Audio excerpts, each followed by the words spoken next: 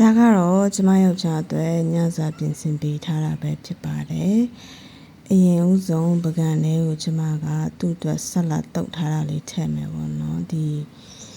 ဘာအရွက်လို့ခေါ်မလဲမြန်မာလိုအင်္ဂလိပ်လိုဆိုရင်တော့ lettuce လို့ခေါ်မှတင်တယ်နော်။အဲ့ဒါရဲ့ cherry tomato လေးတွေရဲ့ဒီ cucumber လို့ခေါ်လဲ။စက်ကလည်းအဲ့လိုမေ့ရအရင်ဟောတခွားဒီရဲ့ပေါ့နော်ပြီးလို့ရှိရင်သူအာလူထောင်အရင်ကြိုက်တော့ကျွန်မအာလူထောင်လုပ်ထားပေးရပေါ့နော်အာလူထောင်လုပ်နေရတော့အရင်ကျွန်မဗီဒီယိုထဲမှာတင်ဘူးတယ်ပေါ့နော်ဒါပေမဲ့အခုနောက်ပိုင်းပြန်တင်ပေးပါမယ်စိတ်ဝင်စားရင်ပေါ့နော်ပြီးတော့သူ့ကတော့ကျွန်မဒီအသားကတော့ chicken cutlet ပေါ့နော်အဲ့ဒါလေးနဲ့ကျွန်မသူ့ကို serve လုပ်ပေးထားပါတယ်ဒါဆိုရင်တော့ကျမကြီးနဲ့လည်းညီညွတ်ပြီးအရန်ကိုစားလို့ကောင်းတဲ့ဟင်းတစ်ခွက်ပေါ့နော်ကျမကတော့ဒီလိုဟင်းနေစားရတာမကြိုက်လို့ကိုယ့်ကိုထမင်းဟင်းမဲ့ချက်ပြီးစားရတယ်ပေါ့နော်